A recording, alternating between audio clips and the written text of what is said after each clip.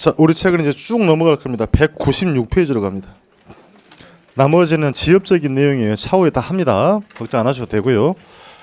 196페이지를 가셔서 이 입지 및 도시구조론이라고 했는데 출제가 가장 많이 된 게 두 가지입니다. 지대 이론이라는 것과 상업 입지론입니다. 나머지는 띄엄띄엄 물어봐요. 이 두 가지인데 뭐 해마다 묻는다 보시면 됩니다. 이제 공부를 하실 내용은 이제 우리식의 내용은 아닙니다. 전부 외국 학자 이론을 만나게 되는데요. 이제 시험 전까지 공부를 하게 되면 학자 이름만 한 30명 나옵니다. 학자 이름만. 그럼 학자와 학설을 바꿔내지는 않습니다.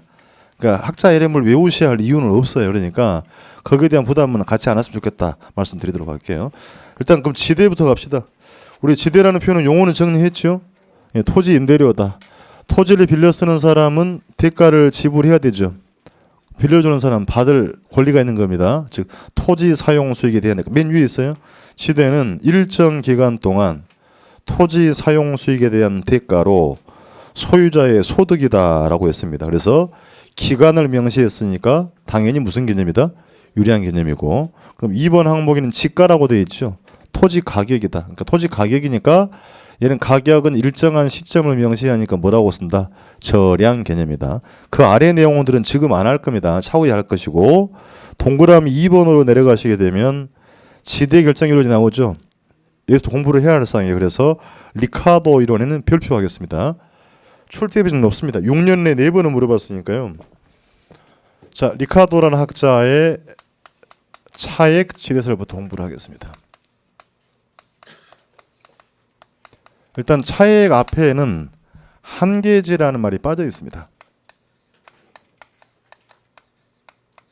써두세요. 그렇게. 자, 그래서 액면 그대로 읽으면 한계지와의 차이에 의해서 지대가 발생한다는 얘기인데요.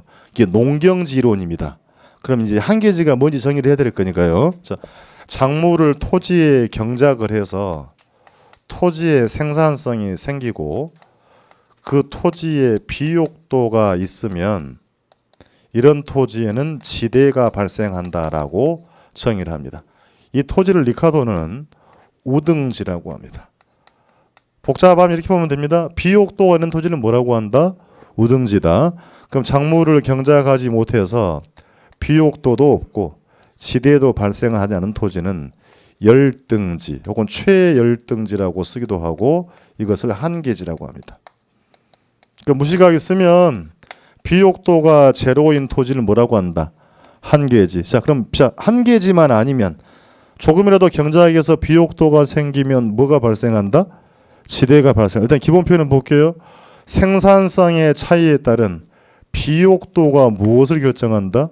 지대를 결정한다. 그러니까 다시 생산성이 전혀 없는 한계지와 생산성 있는 우등지와의 비옥도의 차이가 무엇을? 지대를 결정한다는 이론입니다. 이게 19세기 이론이에요. 그래서 19세기 유럽에서 산업혁명이 시작되면서 중요한 인식의 사고의 변화가 발생합니다. 인구라는 것이 경제 성장에 큰 도움이 된다고 느끼는 겁니다. 그러니까 얘를 많이 나면 소비도 많이 늘어나고 생산성도 향상이 된다고 인식이 바뀐 겁니다. 그러면 실제로 이제 유럽에서 얘들을 많이 낳기 시작합니다. 그러니까 얘를 공장에 찍어내는 건 아니고 출산율이 높아지더라는 얘기입니다. 실제로 그래서 유럽에서 인구가 늘어나게 되고요. 인구가 늘어나면 먹고는 살아야 되죠. 그러니까 곡물의 수요 또한 증가합니다. 당시 곡물이 밀입니다. 그럼 곡물 수요가 증가되면 곡물 가격도 상승하죠. 이건 수요 공돌이잖아요. 곡물 수요가 늘으면 곡물 가격이 뭐 하더라? 상승하더라는 얘기입니다. 자, 그러면 농부는 땅을 빌려서는 농부는 돈 더 벌 기회가 된 거죠. 초과이익이 발생했습니다. 그러면 작물을 더 경작하고 싶은데 문제가 있어요. 토지를 만들어서 작물을 경작할 수는 없는 거죠. 토지는 생산이 된다, 안 된다? 안 된다. 부증성이라고 했습니다. 더군다나 비옥한 우등지가 넘쳐난다? 아니다. 우등지의 희소성에 문제가 있는 겁니다. 전부 다 작물을 경작할 수는 없다는 얘기예요. 그러니까 우등지가 한정이 됐다는 얘기고요. 또 한 가지 문제는 토지의 수확 체감의 현상이 있다고 합니다. 요게 또 뭐냐고는 안 묻습니다. 용어를 알아야 돼요. 자, 수확량이 점점 뭐하고 있다. 체감 줄어드는 현상이 있단 말입니다. 자, 강의실 면적에다가요. 이 면적에다가 모내기를 한다고. 모내기가 또 뭔지 모르시는 분 있을 것 같으니까요. 사과 농사 한다고 합시다. 그럼 이 면적에 50명이 사과 농사를 하는 거와 1000명이 하는 것 중에 어느 게 생산성이 높겠습니까? 1000명이요? 1000명이 들어오면 엉덩이 비빌 데도 없습니다. 그렇잖아요. 그러니까 자, 토지에다가 자본과 노동을 계속 투입한다고 수확량이 계속 늘어난 것은 아니다. 일정 지점 지나면 수확량이 점점 줄어드는 걸 뭐라고 한다. 수확 체감 현상입니다. 그럼 이제 어떻게 해야 되는 겁니까? 우등지가 한정되어 있고 수확 체감 현상이 있으니 경작자들이 재배 면적을 늘리는 방법을 활용합니다. 경작 면적을 늘려가더라는 얘기입니다. 그럼 경작 면적을 늘린다는 얘기는 이전에 경작하지 않았던 어디에서도 한계지에서도 작물을 경작하게 되고 그럼 한계지에 비옥도가 생기죠. 그렇습니까? 그러면서 지대가 발생한다. 이렇게 설명하는 이론이에요. 아이고 이게 무슨 얘기입니까? 그러니까 이제 정리를 하고 갈게요. 자, 지대가 그럼 뭡니까? 라고 따져볼게요. 토지 소유자는 전혀 아무것도 한 일이 없죠. 지금. 경작자가 경작을 하는 바람에 한계지에 뭐가 생기고 비옥도가 생기고 저한테 지대를 주세요라고 된 겁니다. 그러니까 지대의 성격이 토지 소유자의 무엇이라는 얘기입니까? 소득이라는 얘기입니다. 그럼 이 논리를 스토리가 있다고 말씀드린 것이고요. 어디 가버렸지? 간단하게 정리하면 보세요. 곡물 가격의 상승이 무엇을 발생하고 있다? 이렇게 설명하는 내용입니다. 자, 그럼 표현 정리해 보겠습니다. 리카도라는 학자는 곡물 가격의 상승이 지대를 발생한다고 했습니다. 그러니까 그 지대는 토지 소유자의 무엇이 된 것이다? 소득이라. 이 말씀 공감하시겠어요? 땅 주인은 아무것도 한 거 없잖아요. 근데 경작자가 경작하는 바람에 비옥도가 생기고 수입이 생긴 거죠. 소득으로 본 건데. 그럼 이걸 바꿔 써 볼게요. 자, 지대가 상승해서 곡물 가격이 상승한다. 이렇게 바라보는 견해도 있겠죠. 지금 누구의 말이 맞냐 틀리냐 문제가 아니고요.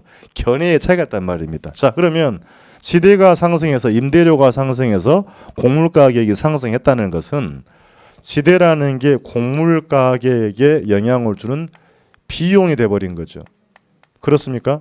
자, 다시 백화점 물건이 비싼 이유는 여러 가지가 있겠습니다만 백화점의 임대료가 어디에 재화의 가격에 반영이 되기도 하더라는 얘기입니다. 그래서 차후에 이제 이 표현을 왜 보냐면 왼쪽에 보시는 것을 리카도는 고전학파라고 합니다. 고전학파는 지대를 뭐라고 정의했고 소득이라고 정의한 건데 신고전학파는 지대는 가격에 영향을 주는 비용이다라고 합니다. 그래서 우리가 생활 속에 접하는 경제 이론은 전부 다 신고전학파 이론이에요. 일단 집중해야 됩니다. 자, 차이 봅시다. 요거 의미를 알아드릴 거니까 리카도 이론은 곡물 가격의 상승이 뭘 발생했다? 지대를 발생한 지대는 소유자의 뭔데? 소득인데 또 다른 게 바꿨으면 지대가 상승해서 재화의 가격이 상승한다는 것은 지대가 가격에 영향을 줄 무엇이다? 비용이라는 얘기입니다. 그러면 따져볼게요. 정리를 해서요. 작물을 경작하려면 생산 요소를 투입을 해야 되죠. 읊어봅시다. 토지, 자본, 노동이었죠. 이걸 투입을 해서 수익이 발생하면 각 요소에 빌려 쓴 대가 지불해야 되죠. 토지 사용 수익 대가는 뭐라고 했고 지대, 자본의 대가는 이자, 노동의 대가는 임금. 자, 그러니까 자본과 노동은 분명히 수익에 기여한 바가 있죠. 있잖아요. 그럼 이자나 임금을 지급하는 것은 정당한 거다는 얘기입니다. 근데 토지는 아무것도 한 것도 없죠. 땅이 가만히 있는데 자, 경작자가 작물을 경작하고 비옥도가 생겨서 뭘 달라 할 수 있다? 지대를 달라. 그러니까 소득이라는 게 노력 없이 받는 일종이 무엇이다? 불로소득으로 봐버린 겁니다. 그러니까 결국은 자본 노동에 지급하는 건 정당한 것이고 이들에게 지불하고 남은 소득을 학자들이 잉여라고 표현합니다. 다시 다른 생산 요소에게 지불하고 남은 떨이 소득을 뭐라고 한다? 잉여다. 그러니까 리카도 차액지대는 지대가 비용이다? 비용이 아니다. 무엇이다? 잉여라는 걸 증명을 해주다. 이렇게 묻는단 말입니다. 그래서 좀 내용이 복잡하긴 하나 단순화시키면 비옥도의 차이가 뭘 결정한다? 지대를. 곡물 가격의 상지대를 결정한다 그랬고 지대의 발생 원인은 우등지의 희소성 것보다 수학, 체감의 현상에 두고 있다는 얘기입니다. 그래서 고전학파는 이렇게 말하는 이유가 있어요. 고전학파는 토지를 처음부터 존재하는 원시적인 재화다라고 칙을 해버리고 자본은 인공적이다라고 합니다. 토지 만들 수 있어 없어요? 그러니까 엄격하게 토지와 자본을 구별하게 됩니다. 구분을 해서 토지를 특별한 재화로 취급을 하다 보니 여기에서 발생하는 지대소득이라는 것은 땅 주인 당신가 아니에요. 국가가 전부 뺏어가도 하등의 문제가 없다라고 말합니다. 제가 무식하게 해볼게요. 고전학파가 경제 권력을 쥐고 있다고 하면 땅에서 발생하는 지대소득은 전부 누가? 국가가 뺏어간다. 지금 그렇게 하나요? 아니다. 그러니까 우리 생활경제 논리는 전부 다 신고전학파예요. 그래서 이 나중에 하면 이 두 개 지대 논쟁이 또 3월달에 공부를 또 해야 됩니다. 그래서 리카도이라는 그 자체로 시험을 묻기도 합니다만 차후에 신고전학파 비교를 해야 되기 때문에 리카도는 정리를 잘하고 가셔야 돼. 아시겠죠? 비옥도의 차이가 뭘 결정한다? 지대를 결정한다. 그러니까 비옥도가 영인 토지는 뭐라고 하고? 한계지. 한계지만 아니면 비옥도가 생기죠. 그럼 지대가 발생한다라고 하는 거니까 결론 리카도 차익세는 지대가 비용이다? 아니다. 무엇이다? 잉여라는 걸 증명을 해주더라는 얘기입니다. 책 확인하겠습니다. 괄호 1번의 하단부에 가면 파란 글씨 보세요. 자, 결론부터 짚고 갑니다. 생산성의 차이에 따른 토지의 무엇이 비옥도가 지대를 결정한다고 합니다. 자, 올라가서요. 이 동그라미 1번 지대의 발생의 원인 타이틀에 밑줄하시고요. 리카도는 작물을 경작할 수 있어서 비옥도가 있는 토지를 뭐라고 썼고 용어 아셔야 돼. 우동지라 했고 작물을 경작하지 못해 비옥도가 없는 건 뭐라고 한다?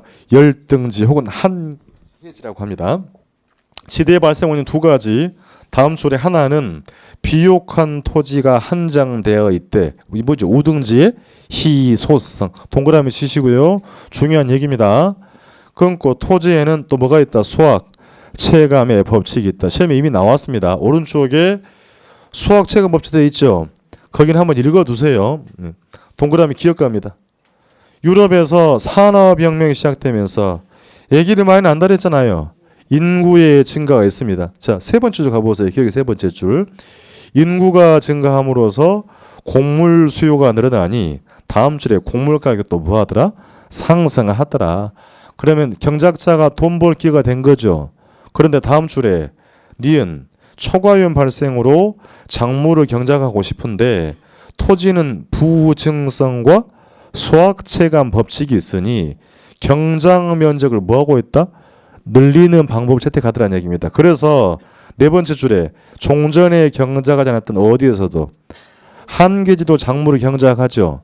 그럼 이제 뭐가 생기고요? 비옥도가 생기고 땅 주인이 그러면 지대네. 그죠? 이게 된 거예요. 그러니까 지대. 자, 그래서 지대는 무엇이다? 소득이란 말입니다. 다음 줄에 T가 그래서 비옥한 토지는 뭐라 그랬고요? 우등지. 덜 비옥한 것은 열등지. 한계지 사이에 생산성의 차이가 뭘 결정한다? 지대. 그래서 파란 글씨 곡물 가격 상승으로 지대가 발생한다고 했지요. 그렇습니까? 자, 다 내려갑니다. 파란색을 자세요. 즉 고전학파 경제학자인 리카도는 곡물 가격 상승으로 지대가 발생한다. 지대의 괄호 열고 쓰겠습니다. 토지 소유자의 소득이 돼버린 겁니다. 뒤에 나옵니다만 리카도는 지대는 무엇이다? 토지 소유자의 소득으로 간주를 하게 됩니다. 내려가서요. 그래서 2번에 기억합시다. 한계지는 곡물이 생산되고 있는 토지 중에서 생산성이 가장 낮지요.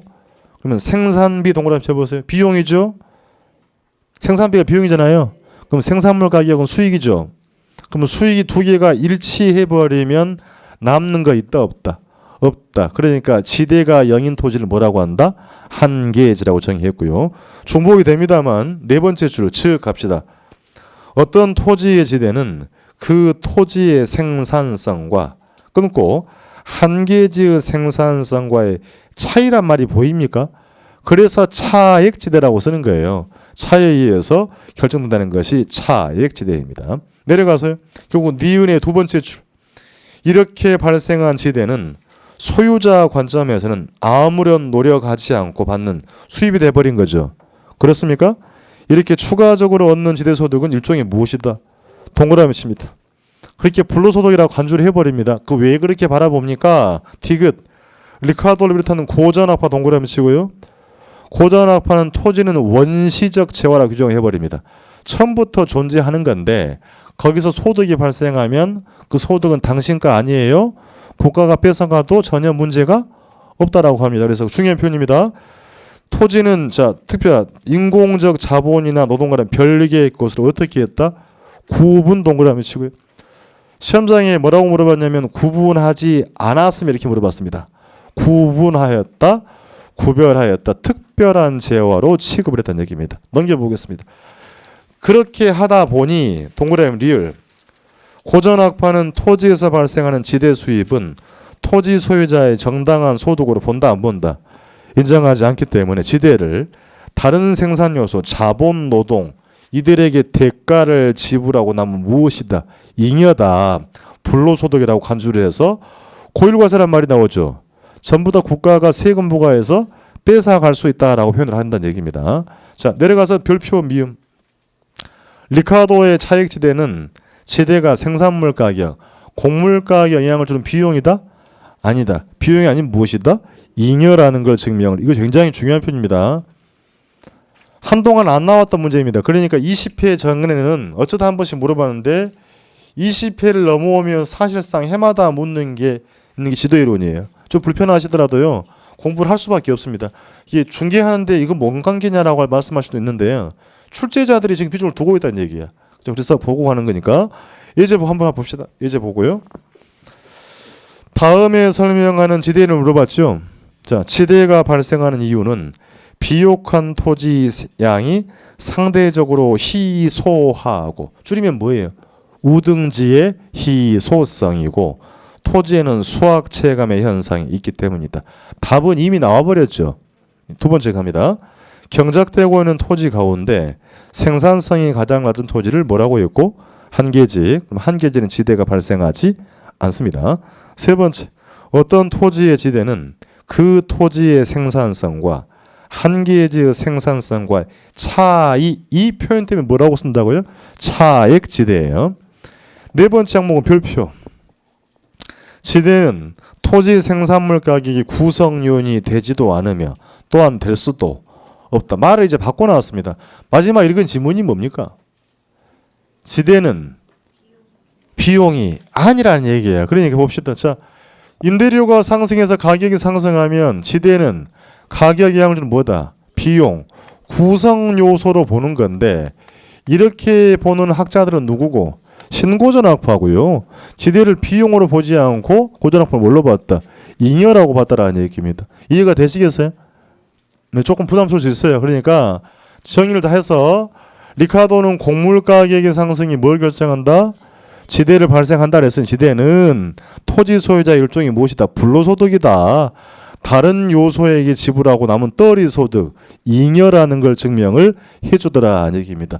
어려울 수 있습니다. 처음 들으시는데 근데 비중을 높게 주고 있는 거니까 앞으로 공부를 해갈 사항이다라고 보시면 되겠습니다. 리카르도의 차액지대였습니다. 자, 오른쪽 페이지 가서요. 이제 괄호 2번. 마르크스가 나옵니까? 얘는 학창 시절에 다 들어봤을 겁니다. 이름은 막스란 얘기예요. 자, 마르크스의 절대지대설입니다. 답을 주고 묻습니다. 절대적으로 지대는 뭐한다? 발생한다. 조금 전에 리카르도는 비옥도가 없는 한계지는 지대가 없다고 그랬죠. 마르크스는 뭐라고 하냐? 야이노마, 그게 아니다. 설사 비옥도가 전혀 없는 비옥도 생산성 관계없이 토지를 소유한다는 사실만으로도 토지를 독점한다는 사실만으로도 최열등지에서도 한계지에서도 무조건 지대를 요구할 수 있다라는 걸 뭐라고 한다? 절대지대입니다. 그러니까 대가가 없는데 땅을 빌려주지 않을 거라는 얘기예요. 그러니까 비옥도 관계없이 무조건 지대를 달라가는 걸 뭐라고 한다?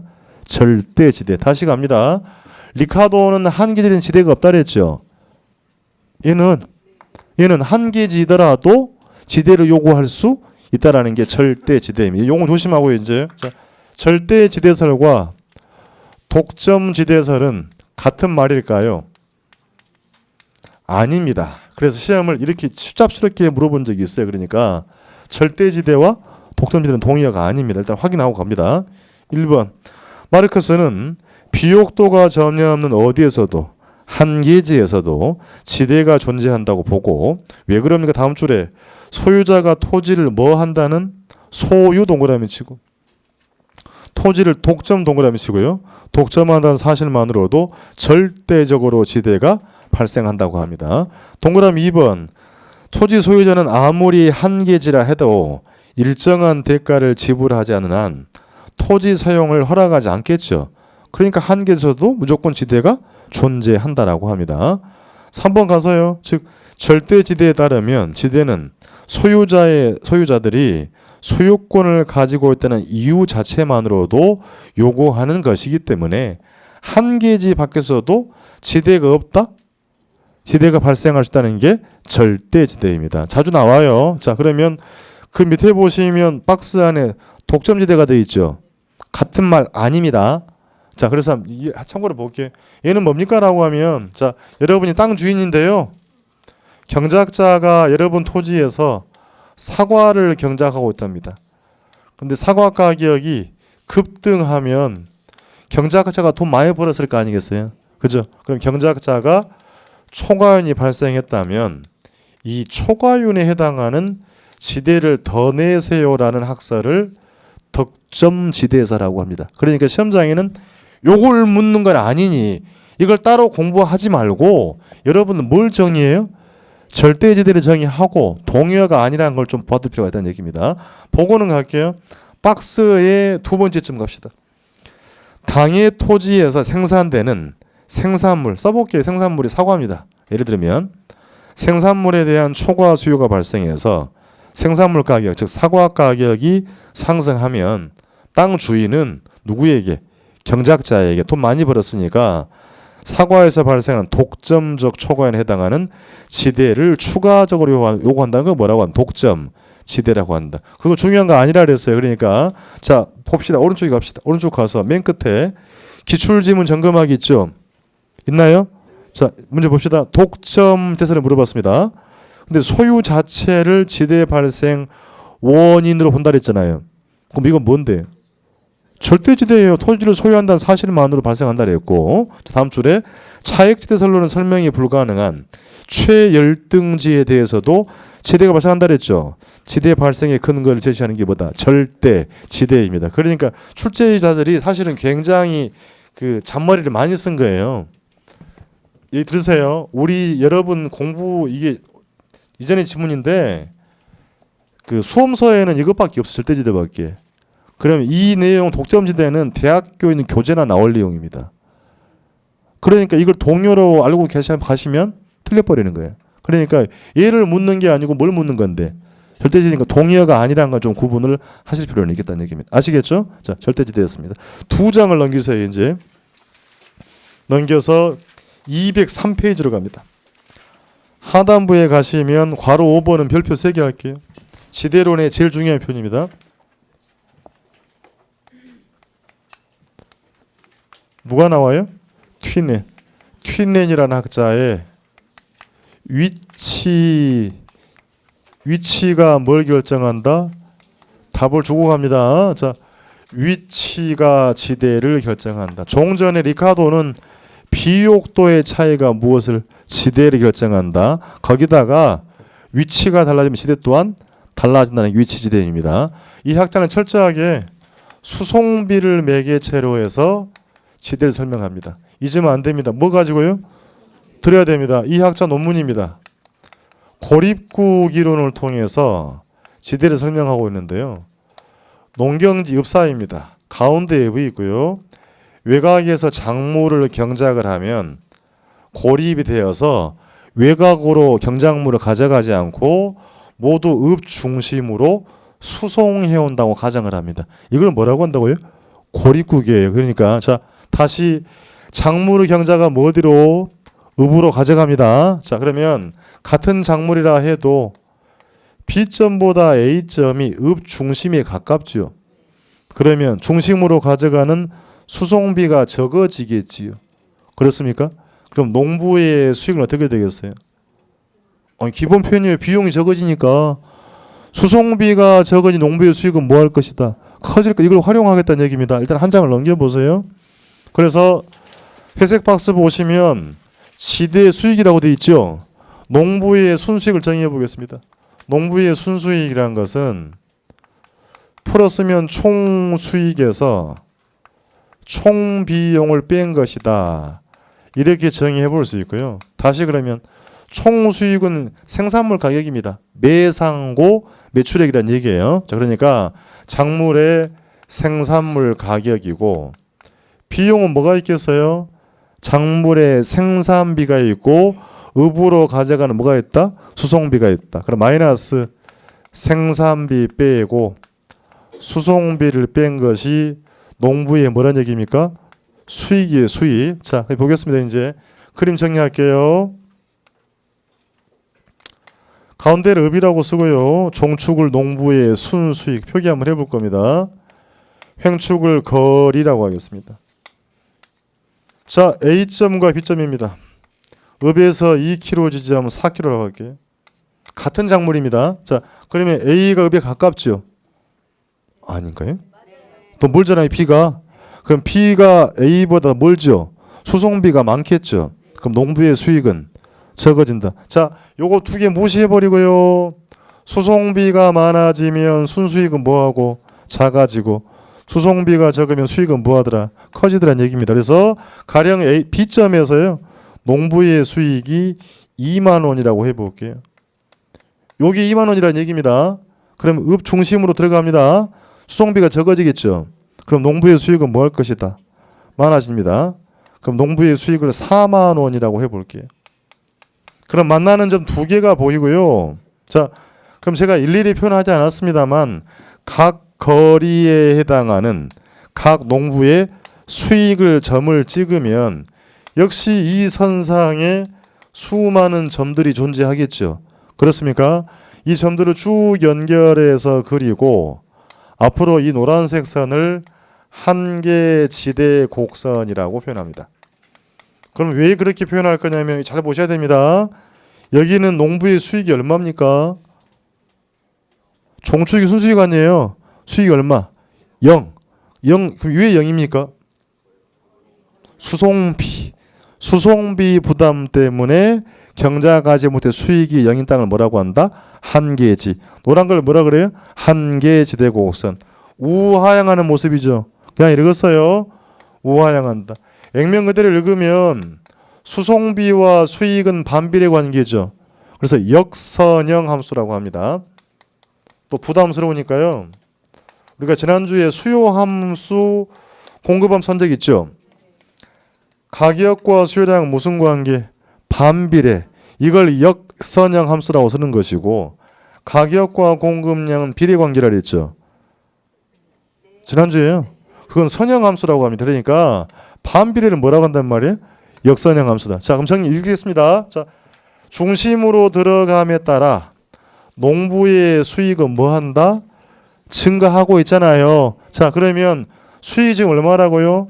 4만 원입니다. 그러면 땅 주인이 소유자가 A점에서 4만 원까지 지대를 내라고 하면 이 정도로 낼 수 있는 거죠. 이거 공제하고 남은 게 얼마예요? 4만 원이니까. 그럼 4만 원까지는 지대를 낼 수 있지요. 그럼 5만 원 내라고 하면 낼 수 있어 없어요? 고민이 필요하신 거 봅니다. 남는 게 얼마예요? 지금 4만 원이에요. 그럼 5만 원 내라고 하면 만 원 손해 아닙니까? 낸다 못 낸다? 그럼 A점에서 최대로 지불할 금액이 얼마라는 얘기예요? 4만 원. 그럼 이 4만 원을 앞으로 우리는 뭐라고 쓰냐? 입찰지대라고 합니다. 대단히 중요한 표현 정리합니다.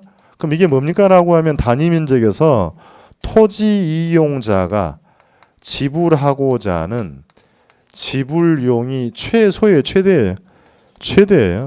최대 금액입니다. 자, 그러면 수익 4만 원을 모두 지대를 지불하면 남는 거 있어 없어요? 없어요. 그러니까 경작자의 초과 이윤이 0이 되는 수준의 지대를 뭐라고 한다? 입찰 지대입니다. 굉장히 중요하다 그랬어요. 다시 그러니까 이 과정을 이해를 하셔야 돼. A점에서의 전부 공제하고 수익이 얼마인데? 4만 원인데 그럼 땅을 빌려 쓰고 있으니 소유자가 4만 원까지 내라면 낼 수 있죠.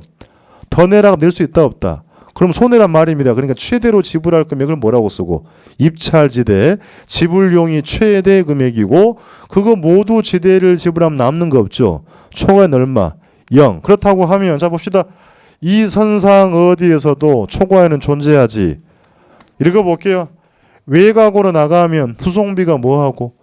증가하죠. 그럼 지불할 지대는 뭐하고? 감소. 안으로 들어가면 수송비 감소한 만큼 지불할 지대는 뭐한다? 증가한다. 그래서 이제 순수이익을 바꿔 쓰는 거 이렇게 지대라고 바꿔 쓰는 겁니다. 그냥 막 쓰는 게 아니다는 얘기예요. 그러니까 이걸 그냥 수송비와 지대는 반비례죠. 반비례 아니에요. 다시 그래서 원리를 모르고 가시면 굉장히 힘들어진단 말입니다. 자, 수익 발생한 만큼 지대 낼 수 있죠. 읽으세요. 중심으로 들어감에 따라 뭐가 감소하죠?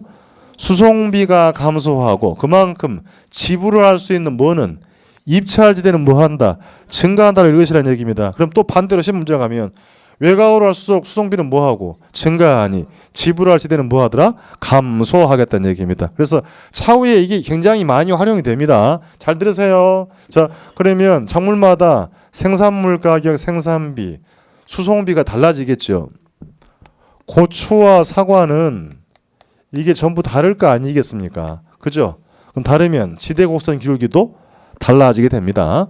그러면 그림을 그려서요. 예를 들어서 기울기 급한 작물도 있을 거고 기울기가 상대적으로 완만한 작물도 있을 겁니다.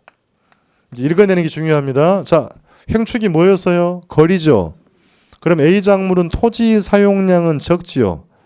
대신 지대, 자본은 많이 쓰고 있죠. 들어본 적 있네요. 이런 이용을 집약적. 그렇죠. 자, A를 집약적 농업이라고 한다면 B는 토지를 많이 쓰고 있죠. 자본은 적. 이거 뭐라고 한다? 초박 농업. 이렇게 묻는단 말입니다. 그러니까 집약 농업일수록 기울기는 급하고 초박이면 기울기는 집중해서요. 그럼 이제 두 그림 합치겠습니다. 이제 합칠게요. A 작물 하겠습니다. 이거 B 작물 할게요. 종축은 지대, 읍중심, 거리. 자, 잘 보시면 A, B가 교차가 되고 있죠. 그렇습니까? 자, 그러면 이거 쫙 그렇게 볼게요. 이 흰색 구간만 보겠습니다. 이 구간만 따질게요. 종축이 지대라 그랬잖아요. 자, A도 지대를 지불하고 있죠. B도 지대를 지불하고 있죠. 그럼 토지 소유자는 누구에게 토지를 빌려주겠습니까? 당연히 A에게 빌려준다. 당근이죠. 종축이 지대라 그랬잖아요. 이 흰색 구간에서는 A가 높은 지대를 지불하고 있죠. 결국은 B는 이 구간에서 지대 지불 능력이 떨어진단 말입니다. 토지 이용한다 못한다? 못한다. 그럼 어디로 가야 된다? 외곽으로 나가라는 얘기입니다. 자, 다시 그러면 그거 볼게요. 노란색 구간입니다. 이 전체 구간에서는 이제 B가 더 높은 지대를 지불하고 있죠. A는 여기를 벗어나면 외곽에서 경작을 해요, 못해요? 요게 뭐라 그랬어요? 한계지라 그랬잖아요. 한계지죠. 경작해요, 못해요? 못하는 이유 뭐 때문에? 수송비 부담이 커서. 그럼 결국은 노란색은 누구에게? B에게 토지가 할당이 될 거라는 얘기입니다. 이해가 되겠어요? 그럼 어떻게 된 겁니까? 토지 소유자는 이유가 뭐가 됐든 간에 가장 구간별로 가장 높은 지대를 지불할 사람의 토지를 할당할 수밖에 없다는 얘기고, 경쟁이 심하면 먹을 게 있다 없다? 없다. 중심의 지대의 지가가 높은 이유는 입지 주체 간의 입지 경쟁에 산물로 이해를 해볼 수가 있다는 얘기입니다. 자, 종전에 이걸 개별 작물의 한계지고 선했죠. 초과에는 얼마? 0. 0이었습니다. 그러니까 이거 봅시다. 요거 상단부를 전부 연결하는 걸 읍 전체의 입찰지대 곡선이라고 쓰고 이 선상 어디에서도 초과에는 존재하지가 않더라는 얘기입니다. 그림으로 물어본 적도 있어요. 그러니까 이게 굉장히 중요하다고 왜 말씀드리냐면 튠앤 이론이 지대 이론의 시초입니다. 그래서 나머지 학자에게 전부 영향을 주기 때문에 이런 말 잘 해두시면 나머지가 편해져요. 자, 좀 복잡할 수는 있다. 들읍시다. 자, 수송비의 절약분이 뭐 되고 있다? 지대가 되고, 그죠? 단순화하면 그래서 그걸 그대로 주기도 합니다만 읽어야 돼요. 중심으로 들어감에 따라 수송비가 감소하죠. 그만큼 지불할 지대는 뭐한다? 증가한다. 최대로 지불할 금액 입찰지대 모두 지대 지불하면 남는 거 없죠. 초과는 얼마? 0 된다. 이게 무식하게 쓰면 이런 얘기예요. 땅을 빌려 쓰는 사람이 서로 높은 임대료 내겠습니다. 경쟁을 하면 누구 좋은 일만 시킨다? 그래요. 그 얘기란 말입니다. 그렇게 물어보고 있는 겁니다. 지금 그러니까 자 보세요. 이제 이 모습을 이제 토지 이용구조 하늘에 올라갈게요.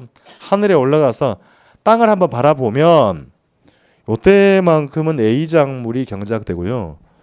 이때만큼은 B작물이 경작되는 동시몬적 토지용 모델을 보여줄 것이다 라고 설명을 하게 됩니다. 잊으면 안 됩니다. 자 이제 확인할게요. 한 장 앞으로 가서 보고 오겠습니다. 203페이지 동그라미 1번 기억. 자 튠에는 지대의 결정이 비옥도만이 아닌 뭐에 따라서 동그라미 치고요. 달라지는 위치지대 개념을 통해서 현대적 입주를 기초를 제공하게 됩니다. 차후에 또 만나게 될 거고요. 니은의 이 학자 논문 뭐다? 고립국 이론 동그라미 쳐두시고 디귿 튠에는 시장으로부터 원거리에 입지한 토지 생산물에 비해 끊고 근거리에 입지한 생산물의 수송비 절약분이 뭐가 된다? 지대가 된다고 했습니다. 결론을 먼저 내리고 왔고요. 넘겨보세요. 그래서 동그라미 미음 튠에는 지대가 뭡니까? 생산물 가격에서 생산비와 뭘 뺀 거다? 수송비를 뺀 것이고 지대의 차이 원인은 어디에서? 동그라미 치고 자 읽어봅시다. 위치가 달라지면 뭣도 달라진다. 지대도 달라진다. 수송비가 뭘 결정하고 있다? 지대를 결정하고 있단 말입니다. 박스 수식은 차후에 분명히 써먹을 때가 있습니다. 그러니까 차후에 가면 외워두시라고 할 거예요. 자, 그림 보세요. 왼쪽 그림입니다. 종축은 지대, 횡축은 거리. B점에서의 수익이 얼마입니까? 2만 원입니다. 그럼 거기서 A점으로 들어가면 수송비가 적어지지요. 그러면 수익은 늘어났죠. 얼마? 4만 원. 그렇습니까? 4만 원이잖아요. 다시 그러면 4만 원 수익인데 소유자가 4만 원까지 지대를 내라고 하면 낼 수 있죠. 4만 원 동그라미 치고 그 4만 원을 뭐라고 한다? 쓰세요 얼른. 입찰지대입니다. 4만 원을 입찰지대 지불용이 최대 금액입니다. 최대로 지급할 금액 4만 원이다. 결국은 지대를 지불할 능력 안 되면 어디로 나가라는 얘기예요? 외곽 나가라는 얘기입니다. 자, 그래서 그 그림을 쭉 연결한 걸 한계, 지대, 곡선, 우하향하죠. 그렇습니까? 끝나는 점에 한계지가 보입니까? 읽으세요. 한계지가 뭐다? 읽어야죠. 한계지가 수송비 부담 때문에 더 이상 경작하지 못해 지대가 여인 땅을 뭐라고 한다? 한계지다. 그러니까 봅시다. 리카도에서 한계지는 뭐였고? 비옥도가 전혀 없는 땅. 여기는 수송비 때문에 경작하지 못하는 땅입니다. 자, 오른쪽 그림 보세요. 그러니까 작물마다 기울기가 달라진다 그랬으니까 까만색 집양 농업일수록 기울기가 뭐하고 급하고 조방이면 기울기가 그렇게 묻습니다. 그러면 집양 농업일수록 중심에 입지하려고 하죠. 조방이면 외곽 입지라는 경향이 다 읽어봤습니다. 자, 기억 봅니다. 기억 가서요. 즉 외곽에서 읍 중심으로 들어갈수록 절약되는 수송비가 뭐 된다? 지대가 된다. 자, 다시 읍 중심에서 외곽으로 나갈수록 수송비가 늘어나죠. 그러면 지불할 지대는 뭐 하더라? 감소하기 때문에 따라서 한계지대 곡선은 어떤 모습? 우하향 역선형 함수라는 얘기입니다. 한계지 여러분 읽으시면 되고요. 니은 볼게요. 다른 조건 일정할 때 수송비와 지대는 무슨 관계? 반비례 관계라고 했고요. 파란색은 시험 지문입니다. 시장에 가까울수록 수송비가 뭐하죠? 감소하지요? 그만큼 토지 이용자가 지불하는 입찰지대는 뭐한다? 증가한다. 대단히 중요한 사항이었습니다. 디귿 생산물 가격, 생산비, 수송비, 인간의 행태라고 되어 있죠. 행동 변화입니다. 행동 변화는 지대 곡선의 길을 어떻게 한다? 달라진다. 여기 있어요. 그러니까 생산물 가격, 생산비, 수송비, 인간의 행태 변화는 지대를 달리게 하게 하죠. 그럼 기울기도 어떤 모습이다? 달라진다는 얘기입니다. 학계로운 기본짐은 달라진다 동그라미 치고. 자, 구체화해서 그래서 집양농업일 때 기울기는 뭐하고? 급하고, 조방이면 기울기는 완만해진다. 다시 리을 중심으로 갈수록 뭐가 되고? 집약적이 되고, 끊고 외곽으로 갈수록 조방적 토지형이 되는 겁니다. 자, 다음 페이지 가서요. 동그라미 3번 별표 기억 입찰지대. 비드렌트라고 되어 있죠. 자, 단위 면적 토지에 대하여 토지 소유자 아닙니다. 토지 이용자가 지불하고자 하는 최소 아니에요. 최대금액으로 모두 지대를 지불해보니 남는 게 없지요. 초과는 얼마다? 0이 되는 수준의 지대를 입찰지대라고 하는 겁니다. 결국 니은 가장 많은 지대를 지불한 주체가 어디에? 중심지에 가까이 입지하죠. 그렇습니까? 거꾸로 결국 중심에서 지대, 지가가 높은 이유는 입지주체 간의 경쟁의 산물로 이해를 해볼 수 있다는 얘기입니다. 자, 서울의 중심이 어디입니까? 강남이라 합시다. 강남의 땅값이 비싼 이유는 공부한들 읽으세요. 수요가 많아서 입지 경쟁의 산물이다. 서로 높은 임대료 내겠습니다 하면 땅 주인 누구에게 이유를 불문하고 가장 높은 지대를 지불할 사람의 토지를 할당하고 있다. 그러니까 이걸 현대이론의 전문가는 이런 얘기예요. 자, 원형의 토지용 모델이라고 하고요. 세 가지 나눠보겠습니다. 자, 주거용, 상업용, 공업용. 셋 중에 가장 중심에는 뭐가 들어오겠어요? 가장 중심에는 당근 상업용이에요. 다음은 뭐다? 주거용. 다음은 이렇게 되는 이유는 상업용이 가장 높은 지대를 지불할 능력이 있으니까. 결국은 주거용, 공업용은 중심에서 지대를 지불할 능력이 돼야 안 돼. 어디로? 외곽으로 간단 말입니다. 그러니까 각 구간별로 토지를 빌려 쓰는 사람들이 경쟁을 하면 땅 주인은 이유가 뭐가 됐든 간에 가장 높은 지대를 지불할 사람 토지를 할당하기 때문에 이런 모습을 보여준다는 얘기입니다. 응용 한번 해볼게요. 자, 단일 도심에서요. 이 모형으로 직주 분리 현상을 이해할 수 있다. 직장과 주거지가 뭐 되고 있다? 멀어지고 있다. 그러니까 도심이 직장을 도는데요. 주택 지불 능력이 떨어지면 주거지는 어디로? 밀려 나갈 수 있다. 이게 수도권 이야기 아니에요. 그렇죠. 다 어디로 가야 돼? 주거지가 다 밀려 나가고 있다는 말입니다. 그래서 현대 입지론이 전부 접목을 하기 때문에 T된 이론이 핵심입니다. 이걸 아니 물어보게 되면 전부 접목된 걸 물어보기 때문에 그만큼 T된 이론이 비중을 두고 공부를 해야 된다라고 당부를 드립니다. 자, 그럼 볼게요. 이제 정리합시다. 제가 지금 AP 2개밖에 없죠. 다시 확인할 거예요. 작물을 3개라고 하고 그림을 다시 한번 제가 그려보겠습니다. 작물이 많이 존재할 수 있으니까 잘 보세요. 기울기 급한 A 작물 하겠습니다. 조금 완만한 것도 있겠죠. B 작물 할게요. 더 완만한 C 작물도 있다고 합시다. 작물마다 요게 달라지니 기울기도 달라진다는 얘기입니다. 교차가 되고 있죠. 그래서 입지 교차 지대하는 거예요. 자, 그러면 봅시다. 다시 요만큼 딱 그어볼게요. 이 흰색 구간입니다. 흰색 구간에서 A 지대 지불하고 있죠.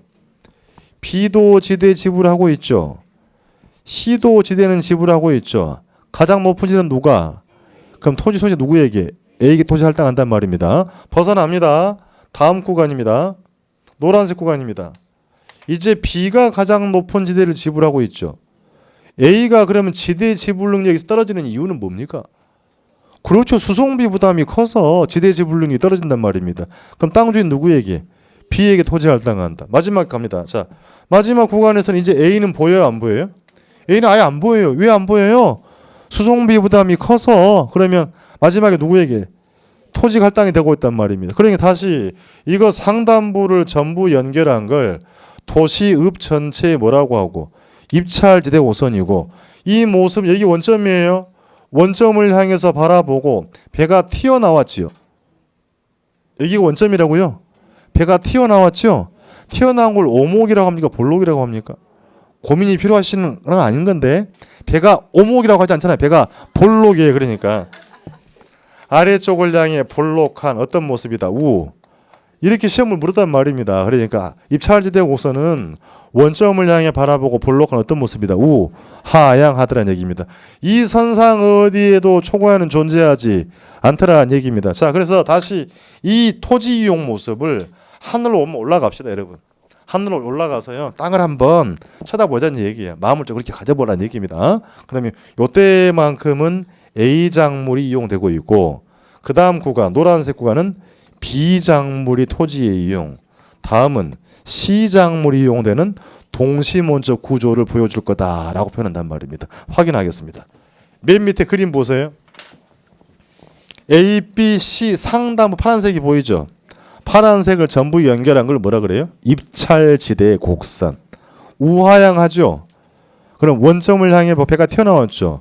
볼록한 모습이라는 얘기입니다. 자, 지문으로 물은 적이 있어요. 올라가서 확인합니다.